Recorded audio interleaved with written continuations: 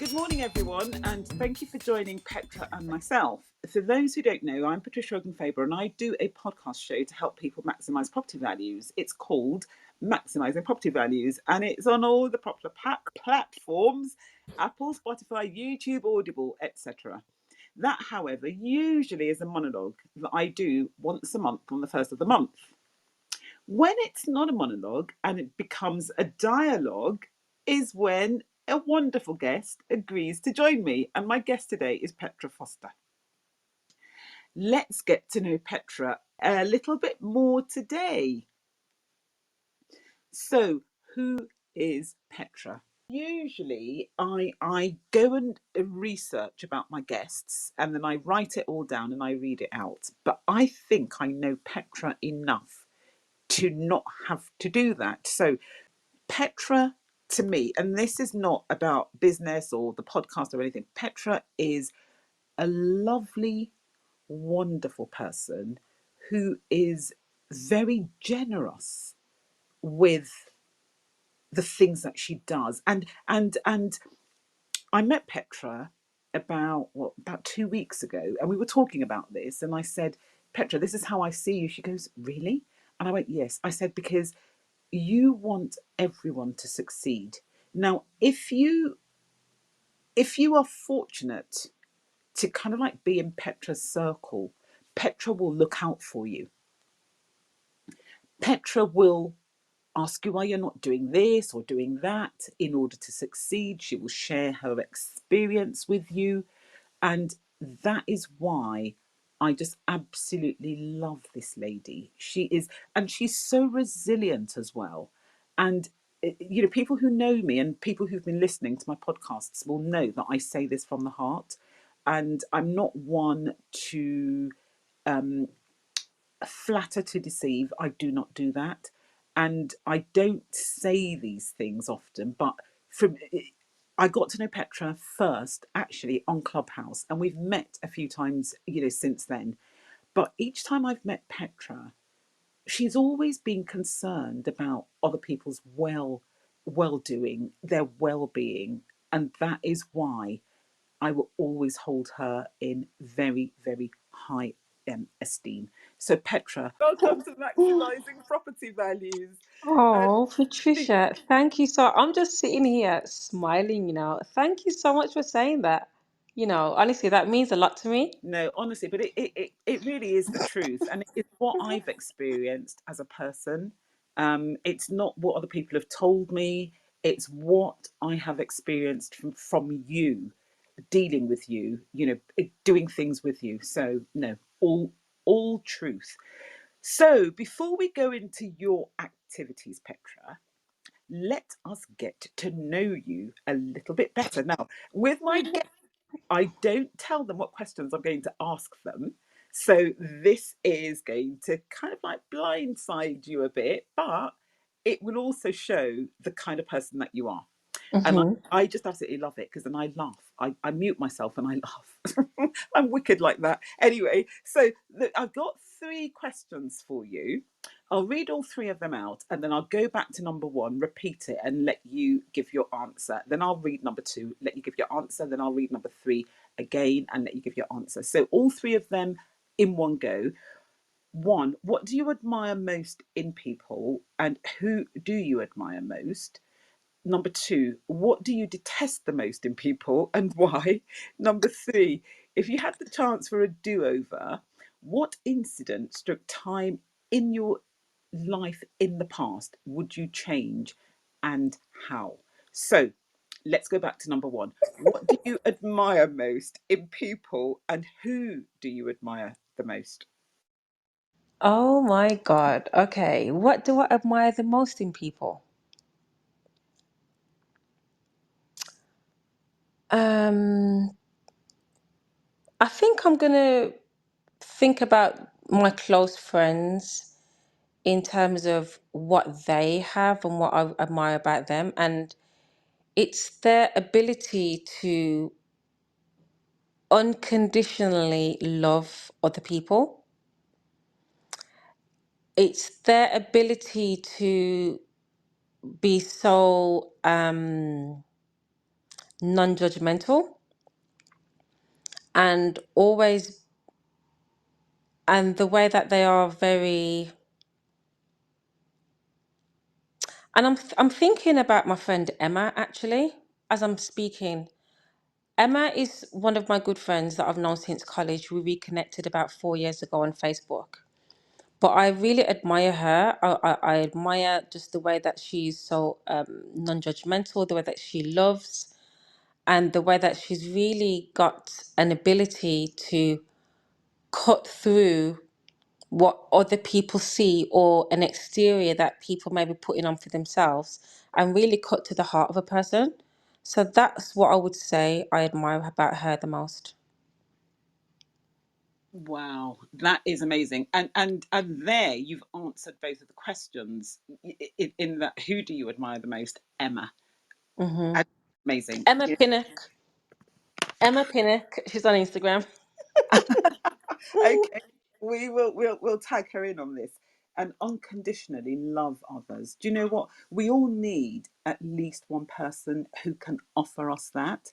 And Hmm. in you saying you know, it also should speak to us about loving other people unconditionally. So thank you for sharing that. Now, number two, what do you detest the most in people and why? Indecisiveness and laziness. I hate that. I detest it. I can't be around people that are indecisive, whether it's friends, whether it's clients. I think we should be able to make a decision and stick to it. And laziness, I don't like excuses. I think we have the bit. We're living in a world now where everything is so accessible. We can learn what we want to learn. A lot of things we can learn on YouTube for free.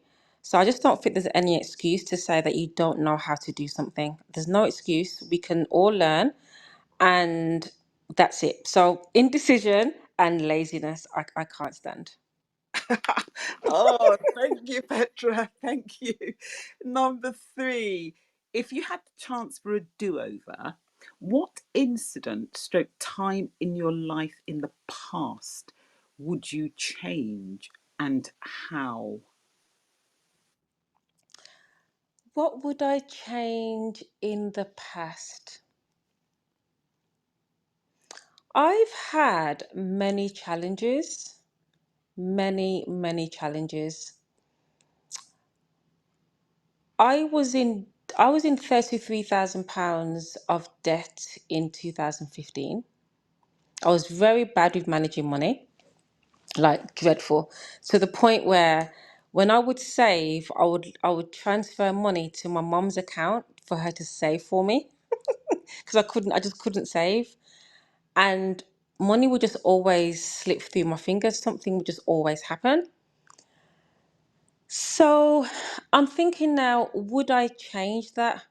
Because now I'm excellent with money when it comes to saving, when it comes to paying taxes, all of these things. It's something that I've just had to learn as I went along by reading books on finances, reading books on money mindset, and just general principles that I have in my daily life um, that I've had to kind of live by. So, do I regret that? Would I change that? Obviously, I would have had. I don't know. I don't know if I would change that because I don't think I would be where I am now. I was able to pay off £33,000 of debt. I was able to pay that off when I made my first six figures in 2015, and since then I've been really good at managing finances. But that's something that I wish I'd learned when I was definitely younger. I got into credit card debt, loans, with the bank because no one teaches you how to manage money. As a student, you just handed student loans and you just spent it. Well, I just spent it. So that's something that I've definitely struggled with. Would I change it? I think I would change it because I would be richer than what I am now if I if I did change it. But that's the only thing that I can think of. Wow. And that is amazing. Thank you, Petra. Thank you for sharing that. So, again, just in that, where we're getting to know you, and this is not even part of, the main, talk that we're going to be having.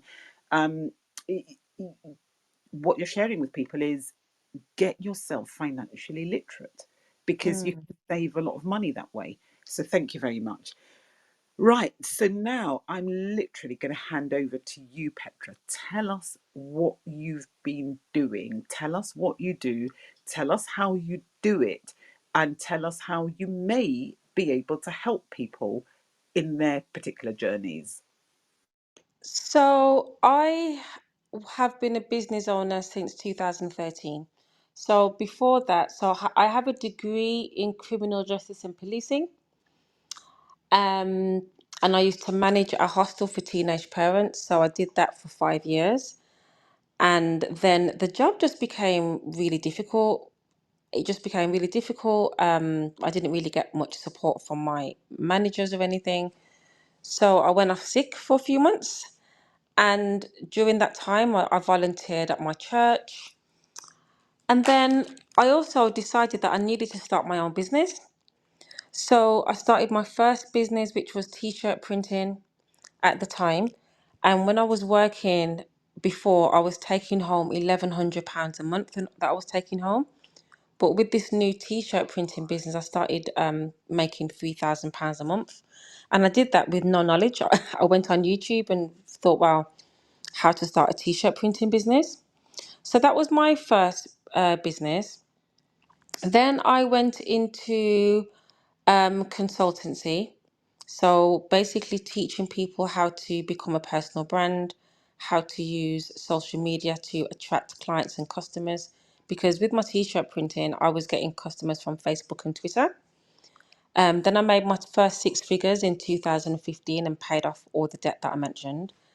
And then I was doing that for quite some time. Then I transitioned to being, I called myself, at the time, I called myself the queen of high ticket sales because I was one of the first black people in 2014, 2015 to speak about selling coaching and mentoring packages for like £3,000. So there wasn't any black women talking about this at the time. So I became known as the queen of high ticket sales, and I was helping my clients. I was helping them to sell their coaching and mentoring and consultancy services. And then my tagline at the time is that I'm going to help you to enroll a £3,000 client within 6 weeks or less. And I did well with that. Well, my clients did well with that. So my clients started to make £10,000 a month. They even had a client that made $75,000. And I was good at it. I was good at doing that. Um, I transformed that into a group mentoring program that was that was like 2017, I believe. That went really well. And then yeah, so and then I just got tired. I just got tired of doing Facebook advertising. I got tired of just social media. So I was doing YouTube, Facebook, and I was doing Periscope at the time. Periscope was similar to Clubhouse. So I just got tired of that. And then in 2019, I was on holiday in Spain, and I was sitting by the pool, and I was like, "What business can I have that doesn't depend on social media?" So I decided supported living. One, because I had experience working with young people in my job, and two, I just wanted to no longer mentor anymore. So I had the idea in February 2019, and then I opened up my first house in, it was either August or September 2019. I didn't have any knowledge, no background, I have no qualifications or background in care or health. But then I filled my first house. So I filled the first house. That one was 16 to 18 year olds. So that was going well. And in 2020, my best friend Jessica Campbell, me and her was just driving in the car, and I says, because we actually, so Jessica and I, we actually went on and this is during Clubhouse times. So remember when I was saying to you that I like, I'm a person that is I take action. If I got an idea, I take, I execute it, and I do the research and I invest in myself financially. So because of Clubhouse, and there was everyone was talking about properties at the time, different types of strategies like, HMOs, Airbnbs, all of this. So Jessica and I went on to this training course, and on the training course, we decided that we were going to we were going to become business partners, and we were going to do Airbnb. So this is so funny, right? So we was like, yeah, we're going to do Airbnb, and then we were walking around looking at properties um to lease, putting leaflets through doors. And I remember that I was going to this property and I saw a rodent just run past my feet. And I was like, I am not doing this. I'm just not doing this. And in fact, no, because at the time we were thinking about doing HMOs. And I was like, I'm not doing this. I'm not walking around trying to find landlords to rent their properties. It's just not my cup of, it's just not, I'm just not me. It's just not me to do that. So we were driving in the car and I was like, Jess, why don't you just be my business partner? So she was like, so I said, be my business partner in supported living. She says, yeah, let's do it. So she became a business partner. And then we decided that we were going to be care CQC registered, which is care quality commissioned, in order to take service users that have got higher complex mental health needs. Now, this is where it gets interesting because Jessica and I do not have experience in this. Okay, well, I don't have experience. Jessica did because she worked in the Priory, and she's also got like a psychology degree and a master's. So she did have some care background, but I didn't. But my skill was always I'm good at starting things. I am a disruptor. I can market. I can create relationships, and I'm good at operations. So that was my role. But then Jessica's role, Jessica is good at the she what she does what she does is like she kind of her skills underpin the service. So in terms of like policies, compliance, finances. But we didn't know this at the time. We were just best friends. And then it wasn't until we started to do the business in terms of get the CQC registration, get the contracts, and I was marketing to local authorities, and I was having meetings. It wasn't until then that we knew what our skills were best suited to. So we got CQC registered, and then we got our first service users who were mental health. And the service was going absolutely great. And something about me personally is that I don't believe in working hard. So I don't work hard. I don't like to work a lot at all, but I do like to reap the financial benefits. But at the same time, both Jessica and I were really passionate about working with people that have got mental health because we really wanted to be of service. And we thought that, you know what, these people, they're marginalized, they're cast aside, they're not really cared for and stuff. So even though I didn't have any direct experience with working with adults that had mental health, I managed the service. So I did the assessments for the people that have got mental health. We also had support, so we had like a team of staff. I never believe in doing everything myself. In all the businesses that I've had, I've always had a team, and I've always believed in hiring people that know more than me. I don't think that I have to know everything about a business that I'm in, but I hire people that know more than me, and that are also passionate and have the skills and experience and everything. So we hired a team, and then we got our first two service users that I managed. So when I first opened our house, I was doing night shifts. I was working 7 days a week. I was doing, 8 in the morning till 8 at night. And then Jessica's mom and then my mom, we all did shifts, and they worked for free. for, for quite some time. So we basically all worked for free. We managed the two services that we had at the time. And then we then interviewed for a registered manager. We had two managers before that we didn't believe were a good fit for the service. And then we hired a registered manager that's still with us now. And then I came out of the day-to-day operations of that service, and then I just dealt with more of the operations, getting the properties, because we also need properties. So I applied for a HMO license. I started to understand property legislation and tenancy agreements and everything. Um, so that's how that started, and then I went to a property event. This was in 2020. I went to a property event, and the guy that was speaking on stage was saying that supported living is a property business. And I was like, is it? I thought it was a care business. So when I got my first property, which I rented from a landlord, I didn't realize that this was a strategy that's called rent to rent. I didn't know about any of this rent to rent stuff. I just went out and did it because I take action and I just go and do it.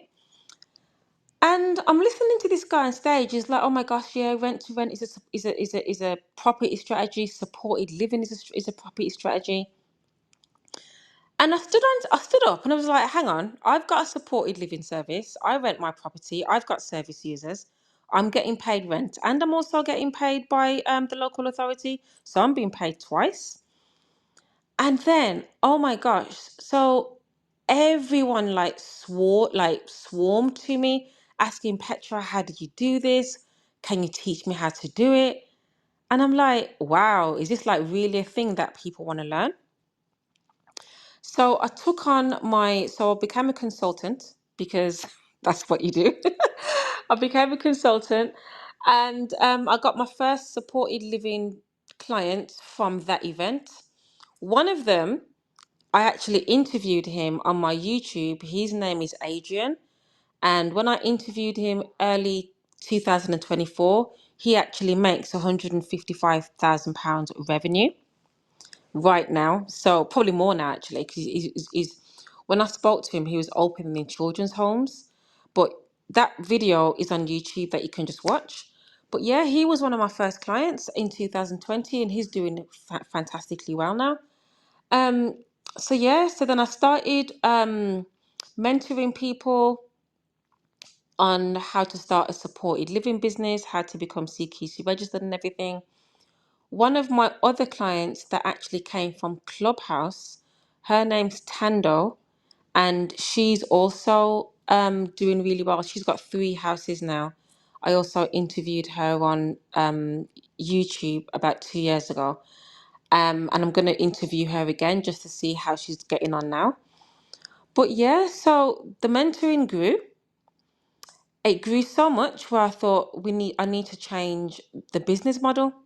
So I was in all of my ideas actually start on holiday. So I was in Turkey last year. Jessica and I were in Turkey, and I was saying that because Jessica, she writes tenders, so she writes tenders for our supported living clients, and she also writes tenders for other types of businesses as well. So both of us were getting inundated because, I've always been consistent.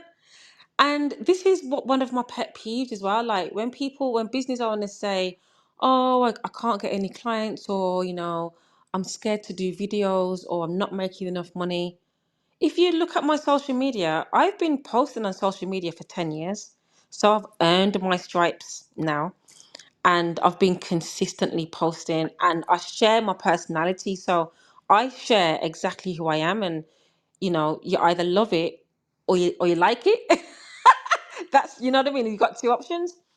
So because of my social media presence, and I was doing really well with my mentees, I just got exhausted.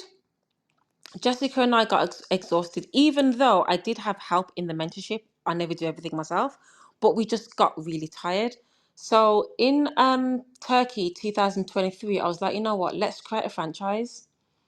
Jessica was like, yeah, cool.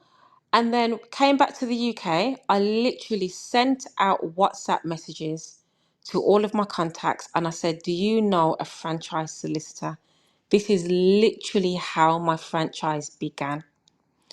Someone texted back saying, yep, I know a franchise solicitor. I called, I spoke to a couple of franchise solicitors, but then I called this particular one and I was like, yeah, he's the one. He's the one that I want. So we got our franchise solicitor that wrote our franchise contracts and everything. And then I was like, right, we need mentoring now in, we know our business inside out, but we've never created a franchise before.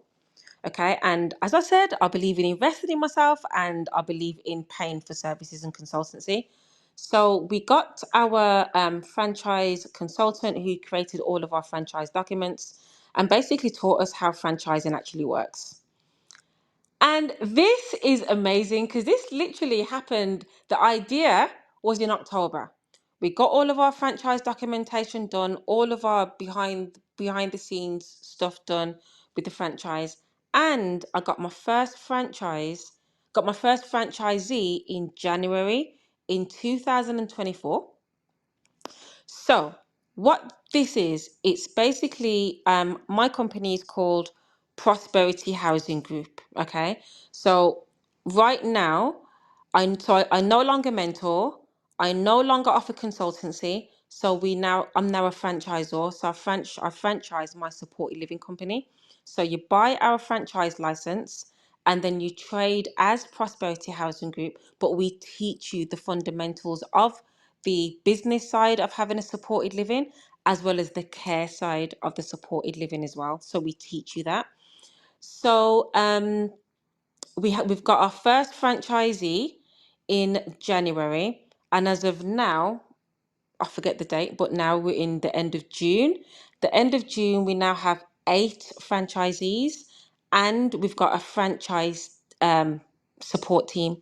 So there's me that deals with the operations. So I teach my franchisees to do with the property, the rents, marketing, having meetings with the commissioners, and also how to manage the service users, because we have to remember that with supported living we're supporting people that are vulnerable. So we work with people that have got personality disorders, eating disorders. um we work with trans service users who've got mental health. We work with learning disabilities, people that have got bipolar, schizophrenia. So we work with all of these types of people. So our franchise teaches you how to work, how to manage these people that have got complex needs. We also have people that are that self-harm. So with the franchise, the the training is every fortnight and it's very much in depth. And then Jessica now, she teaches all of the financial aspects. So how to write, so we write one tender for all of our franchisees, but then Jessica teaches our franchisees how to write tenders, how to negotiate the rent with the local authority, because we don't have to accept the local housing allowance rent. We can get higher rents. So we actually make money twice. We make money from rent and we also make money from care. So she teaches that and she teaches how to do the invoicing. So everything financial is her. And then we have someone from our support team that has created, which is amazing actually, the CQC training. So when you're working with people that have got mental health needs and learning disabilities, physical disabilities, you need to be CQC registered. So he's created a CQC training, which is a 5-week training that all of our franchisees have to go through. And then what he does is that he does the mock interviews with the franchisees, and also I give them all of the questions that they're likely to be asked for the CQC interview, so that they're completely prepared. So from when we submit the CQC application, it takes about 16 weeks to get an interview. So we make sure that our franchisees are completely prepared. So yeah, so that's basically the journey. So the aim, the aim really is like what Patricia said earlier. I'm I'm a fan of people being CEOs, people being directors, being able to choose when they go on holiday, know how much money that's going into their bank every month. With supported living, it's a very much a predictable business model. It's recession proof because we always get paid no matter what happens. During the pandemic, our income wasn't affected at all. So we basically know where the contracts are. We know what the local authorities pay. We know what the local authorities want. So it's a great business model, and it's rewarding as well. One of our service users, she has got a mental health needs, and um, she's got learning disabilities. Before coming to live with us, she was living in squalor and was only eating pot noodles. Now the staff take her to get her hair done every 2 weeks. She gets her nails done. She's recently bought a slow cooker, so she's cooking now, and she makes choices of her own. And that's what supported living is about. So, yes, it's a great business, but ultimately, we are helping people to live as independently as possible and the best life that they can live. So, our slogan for Prosperity Housing Group is prospering lives for the good of the community, because we believe that when one life is prosperous, everyone else's can be, because it's contagious. So, that's the heart of our company, why I started Prosperity Housing Group. And also, I had a meeting with the local authority last week, and he says, "How did you come up with the name?" And I came up with the name because the name is actually from the Bible. There's a verse in the Bible that says, "God delights in the prosperity of his people." And that's how I came up with Prosperity Housing Group. So my passion and my purpose in life is to help people to be free to do whatever they want. So right now, I live in Dubai now, so I am no longer a UK domicile. I live in Dubai and I operate all of my businesses in Dubai. And that's what I want for everyone to be able to live the life they want, be able to put their children in, you know, private school or homeschool their children, being able to go on holidays if they want, and have a business that makes a difference in people's lives. Yeah. And I Wow. think that's it. Petra, where do I begin to unpick what you've shared with us? So much. So much. So you have a criminal justice and policing degree, Hmm. and you didn't say, do you know what? I'm a graduate and I've got to get a desk job. I've got to get an office job. I'm this, I'm that. I'm too good for this or too good for that. You went and started out your t-shirt printing job.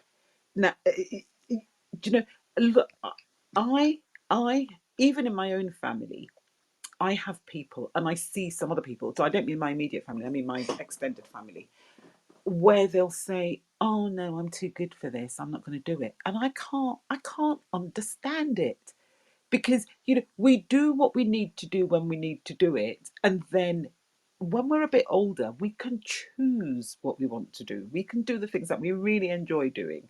So when you were talking, I literally was just going, yeah, yeah, yeah.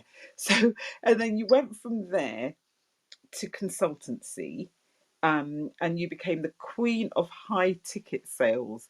Now, But hang on a second. That no, I did work.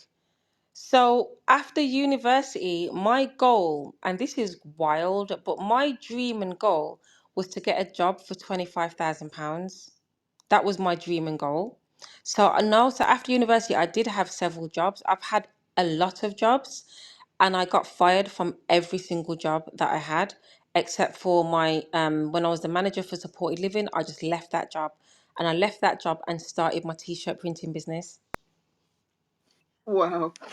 Petra, you made me laugh. You were fired from every single one. Every single job, yeah. I'm just not good at taking orders.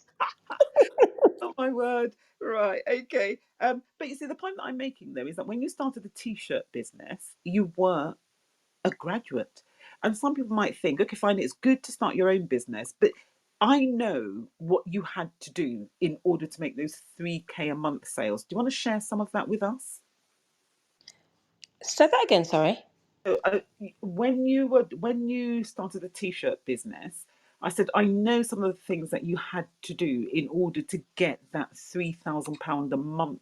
Oh God. Can you Okay. share some of that with What I had to do. Oh my God. Okay. So at the time, right, I had a big afro. So I had a big afro at the time.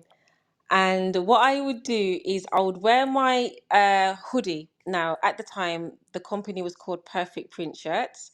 So I would go to industrial estates, I would go to hair salons, all of the Jamaican takeaway shops in my local area, the barber shops, literally everyone in my area had my I printed their t-shirts. I would just go door to door. And you know what was so funny? At the time, right? And I love this story because I didn't have a website. I didn't know anything about business. I didn't have a business account. At the time, the company wasn't even registered with Companies House. I knew nothing about any of that.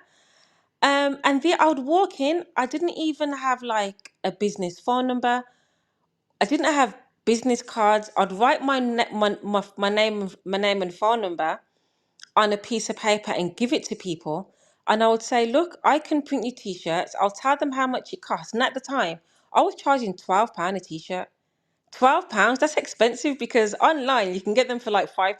So I was charging £12 just to print their logo on the breast of the t-shirt, right? And these people that didn't even know me would give me their deposit. They don't know me from anywhere. They'll give me a deposit, and then I will just turn up later, turn up a week later with their order, and I'll get the money. And then so I got my money. I got clients that way. I was also doing cold calling, so I was doing cold calling, and I remember this. I cold called this trucking company. Oh gosh, I don't remember what the trucking company was called, but they had a green logo. Like you'll see them everywhere. And I was calling him all the time. He would always say, yes, you can come and see me. Then he would always cancel. It took me 6 months to get an actual order from this guy. 6 months. And we were expensive. So what happened in the end? Because his order was like about 100 t-shirts, and we I would be printing these t-shirts at home in my living room. And at the time I lived in a one bedroom flat. I bought that flat when I was like in my 20s. So I would be printing these t-shirts in the living room. There was boxes everywhere, and it got to the point that we got so busy. I was like, you know what, we can't do this anymore. So I contacted larger printing companies. So what we did, they then screen printed our orders. I would just obviously put a markup on it, so we were still making profit. But yeah, that's how we did it. And then this is where marketing comes in now, because back in the day, I don't know about now, back in the day, you had Twitter groups, so like Twitter business groups, like Birmingham Business or something. So I would join all of these Twitter groups in the mornings, afternoons, and evenings. And then I would just basically talk, you know, just talk, share, help people. And then I became known as the t-shirt person. So we got clients who were charities. I even got these guys who were strippers that we did their underwear and everything. And then I would also go to networking events as well. So I'll go to oh my God, networking events morning and evening. I would go to networking events. So I became known as the t-shirt printing lady. And that's how that started. But actually, When I started consultancy, my first ever client came from a networking event. And yeah, came from a networking event, and I charged him £2,000 for consultancy. And I had it wasn't an iPad, I had some type of tablet. And I gave him the tablet and I said, the fee's £2,000. And he said, do you want me to pay now? And I says, yeah. And he says, he was in his 50s at the time. He was in his 50s and he says, Petra, I've been in business for such a long time and I've never ever asked for money like straight away. And I was like, well, you can just put your card details in. And he just paid me £2,000 right there and then. And in 6 weeks, I made £13,000. I made £13,000 in 6 weeks, and that was just from networking events.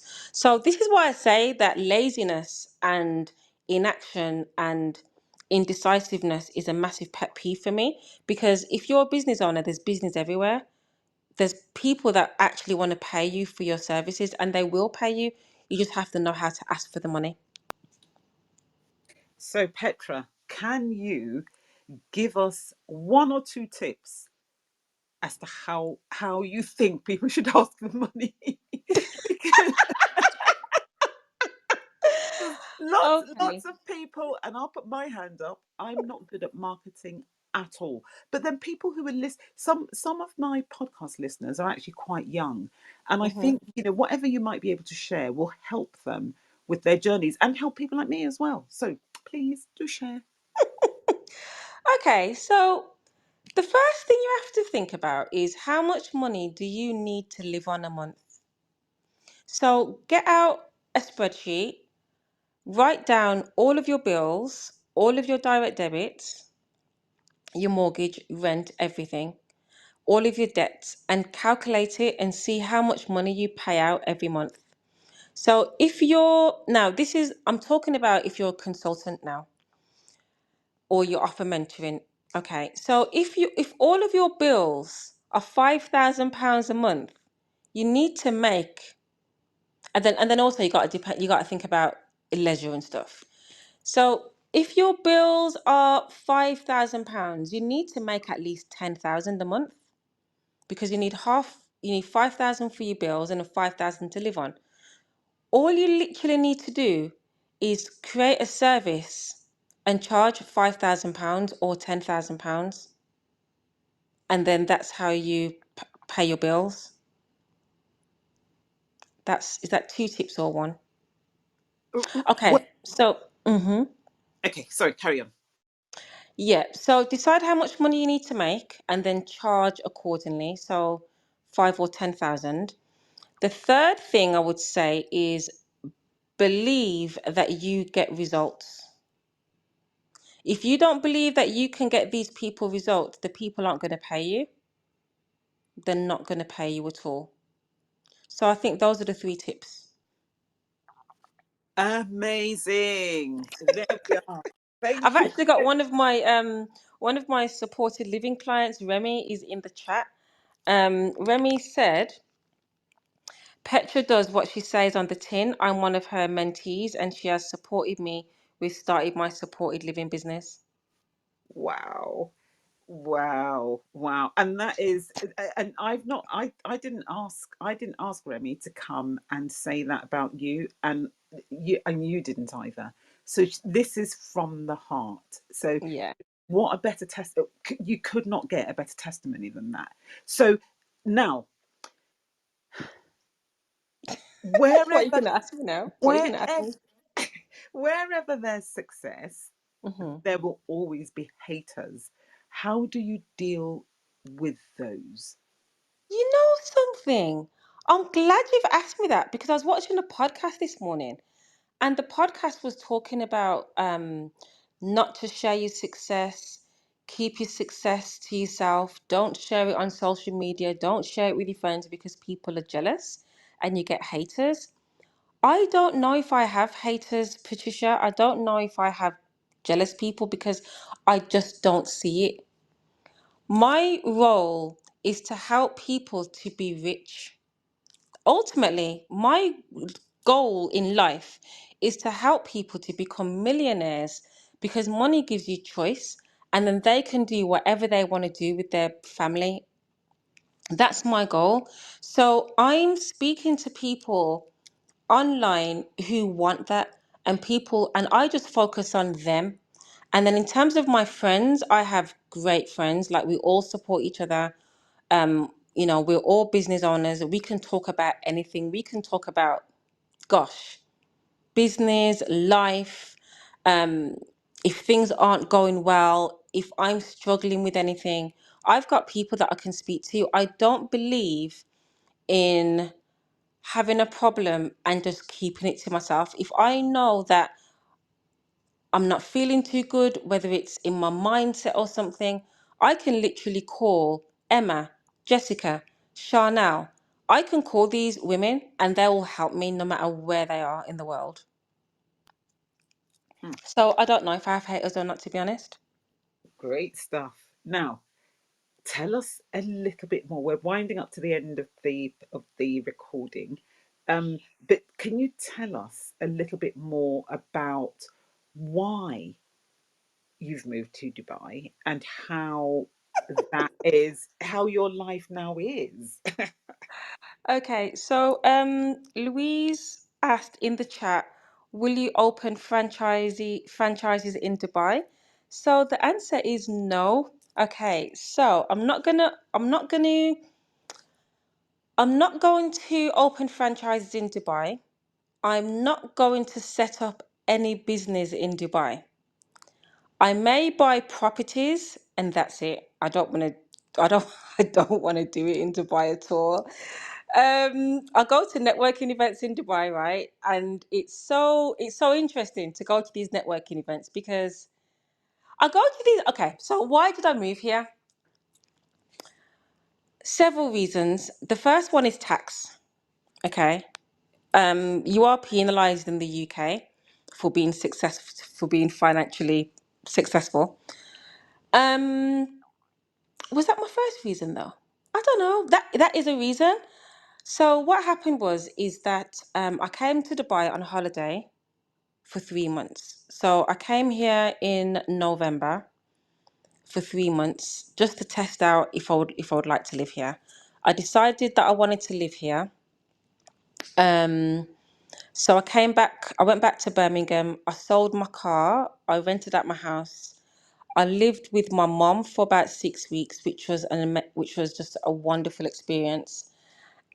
We got to know each other again as adults, which I think was really good. And then I came back to Dubai, so I now live here. So I've got an apartment and I live here. So why did I move here? I moved here because of the weather, and I moved here because I wanted to be around people that are more successful than me. I felt like in Birmingham, I felt like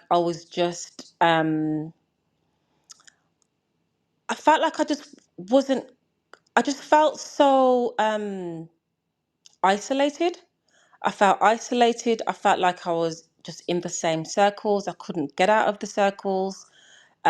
The weather was really, the weather played a big part as well. Like waking up and it's dark, going to bed and it's dark. So I was having a lot of low mood in Birmingham, and it was just boring, to be honest. I just couldn't. I didn't like my lifestyle there. Like I've always lived a big life. I'm very blessed, but I just couldn't really do what I wanted to there. And I didn't, I just wanted to meet different people that have got like elevated mindsets. I could have different conversations and I could learn different things. And I have done. So that's why I moved here. And also for tax purposes too. That's been really a massive, massive learning curve, like having to move here, you know. So now I've got my visa, I've got my residency visa, I've got my driving license, I've got my bank account. I pay bills. I've got bills. The bills are cheaper here, you know. The bills are way cheaper here. You only pay rent, gas, and electric and internet. So the bills are really low. Um, well, the rent isn't low. Well, it really depends, okay? Because my rent is like London rent. So my rent is like London rent, but I've got a beautiful view. Patricia, you've been here, so you know what my apartment's like. I've got a view, I've got a view of the Burj and everything. You walk outside, you see Maseratis and you see Lamborghinis just every day, which I love. So yeah, so that's why I moved here, just for the lifestyle. Everything here is easy. Like, gosh, you don't have to leave your house. Everything is catered for. Um, the service is absolutely amazing. Like the security guards, they sent me a WhatsApp message saying happy birthday to me.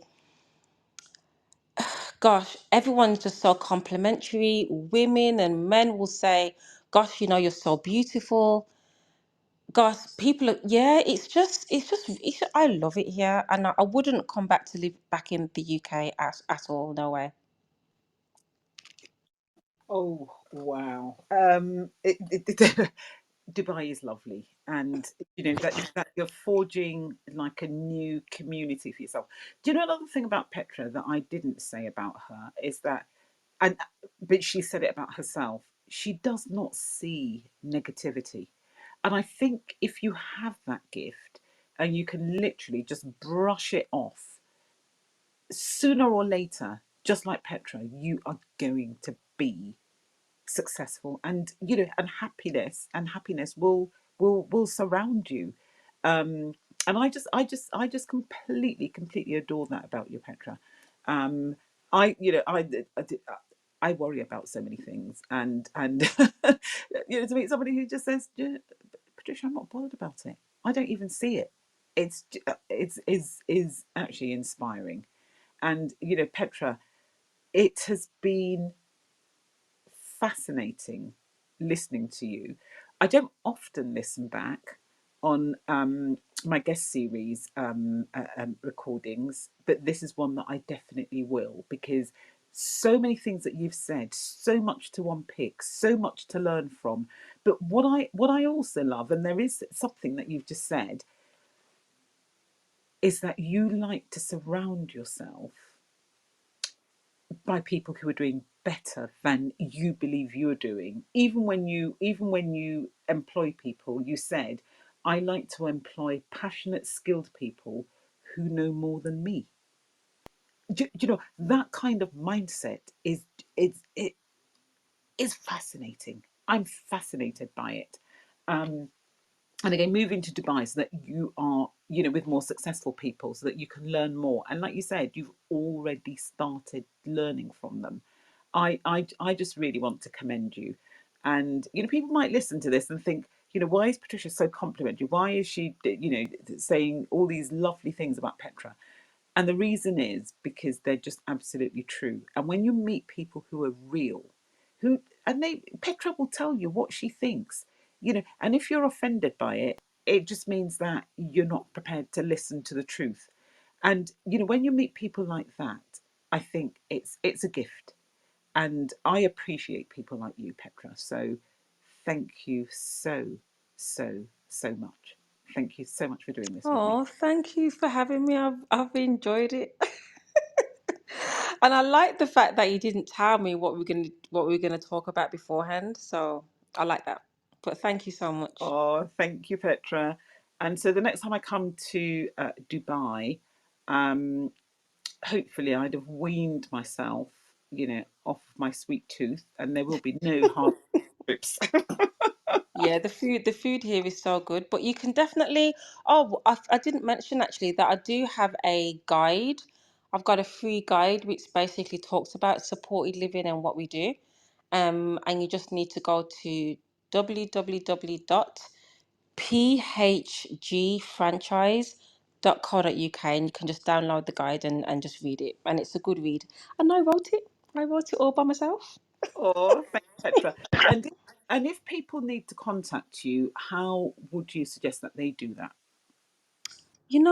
Does I the guy? spend most of my time on Instagram. My Instagram is Petra Foster underscore. You can also email me at admin at phgfranchise.co.uk. Yeah, but mainly Instagram, I think, is a good way. Oh, also, I answer all of my own emails and I answer all of my own DMs. I get asked that all the time. I don't have a bot or anything. Great stuff. So people, you've heard how to contact Petra if you'd like to do this. And there is a free guide as well regarding supported living. And also we have a testimony from Petra's mentee, Remy, who says Petra does what she says on the tin. I am one of her mentees and she has supported me with starting my supported living business. And I know for that because I know Remy as well. And when she was doing this, she was full of Petra's praises.